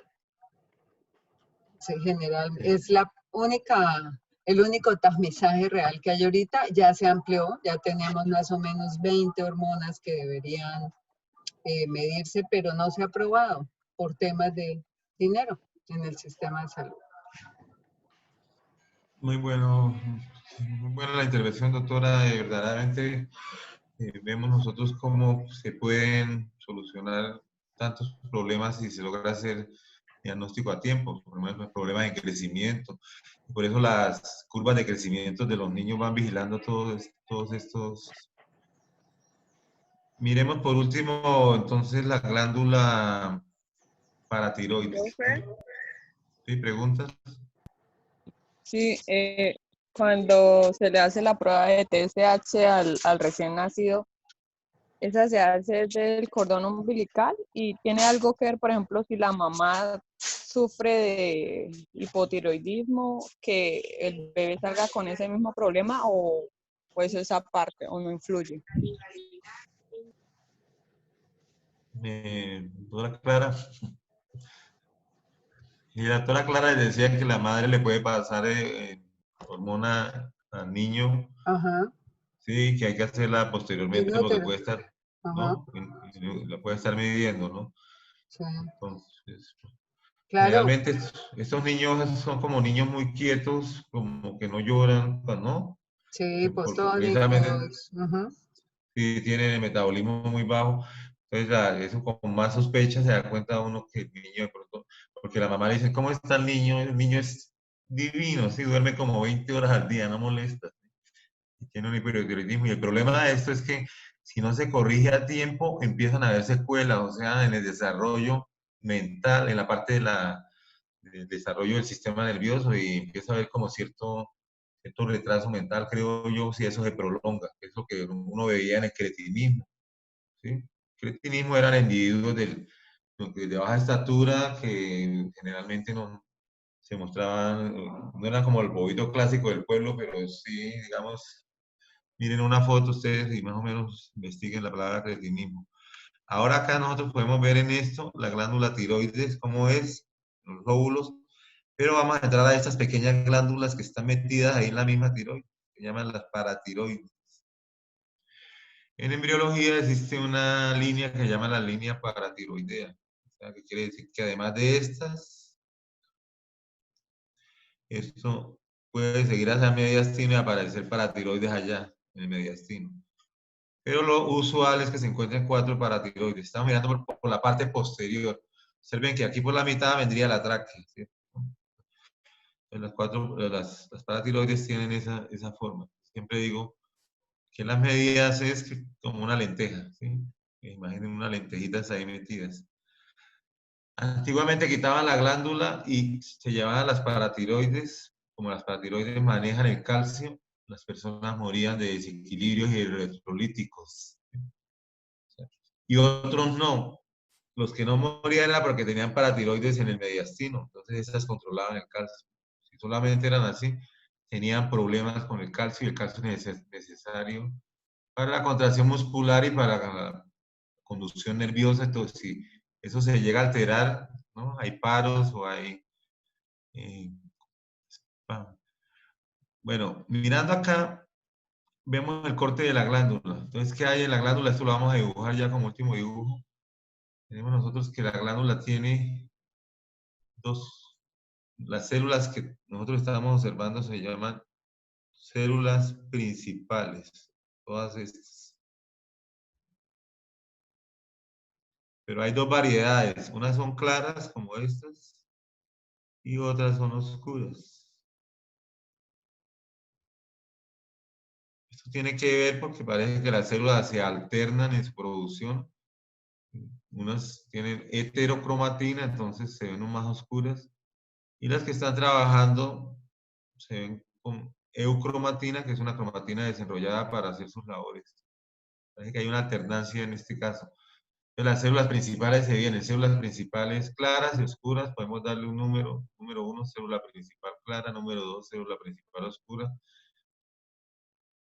y número 3, unas que son oscuras pero que se caracterizan porque están rodeadas de un ambiente rojizo, sus membranas casi no se notan. Se conocen como células osífilas. Su función no es bien conocida o es desconocida. La glándula cuando se llega, voy a mostrarles acá otra, ¿sí? Cuando ustedes ven acá, envejece, la glándula se llena de adipocitos. Ahorita volvemos al otro para que ustedes lo miren, sino que para dejar esta imagen. Y acá están las células osífilas y las células principales. Igualmente la glándula presenta una cápsula, pues por acá en este borde, pero es muy fácil. ¿Cómo funciona la paratormona? Entonces, la paratormona hace lo contrario, ¿sí? Si el calcio está bajo en sangre, Los niveles de calcemia son entre 9.5 y 10.5 por decilitro, ¿sí? Si el calcio está en 6, es una hipocalcemia, lo puede llevar a problemas graves. Pero eso, para que eso no suceda, la paratormona se activa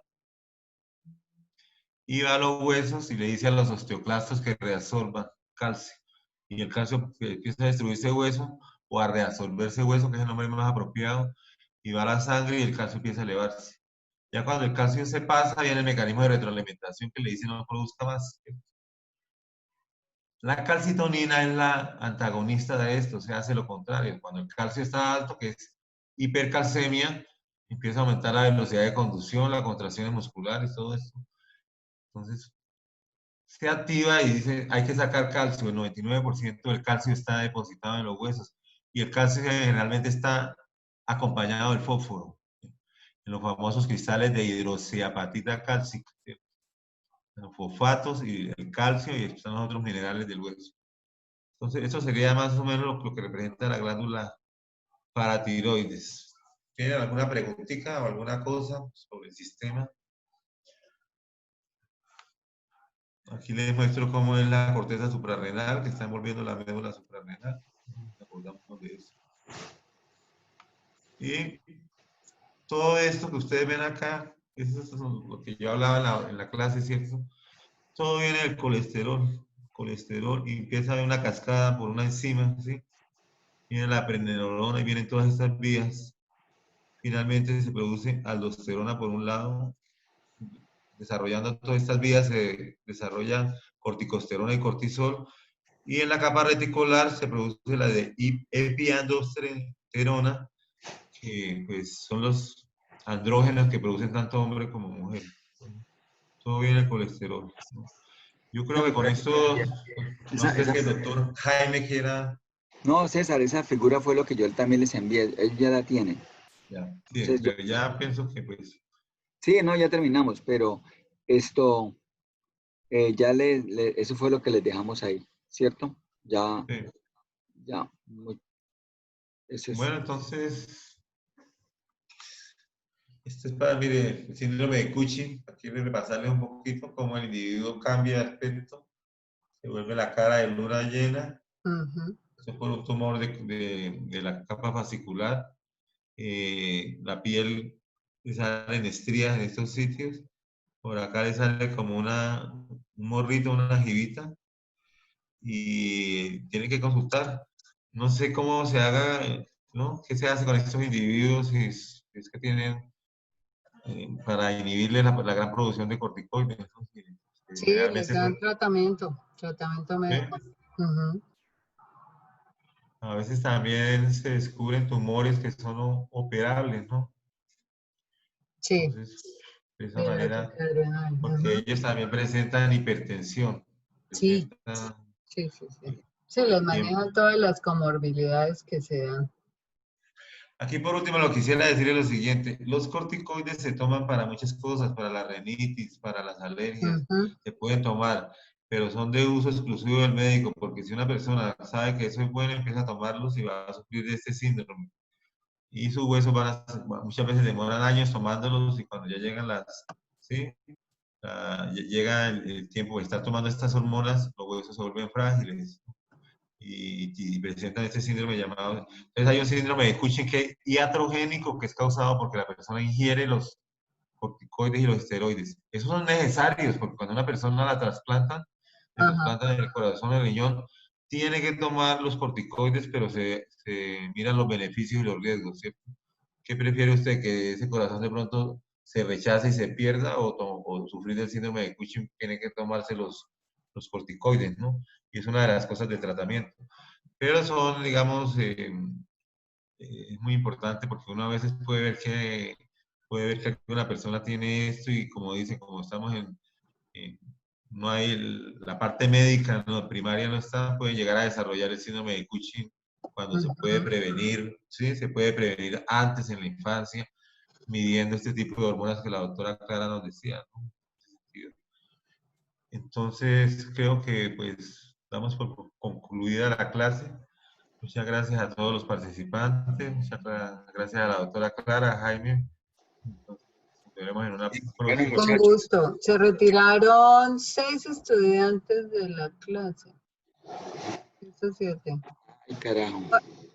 Sí, ni idea. La última placa, ¿cómo se llamaba? Tiroides y paratiroides. Se llamaba así, Tiroides. ¿cierto? ¿Tiroides y paratiroides o No, tiroides? paratiroides. Paratiroides.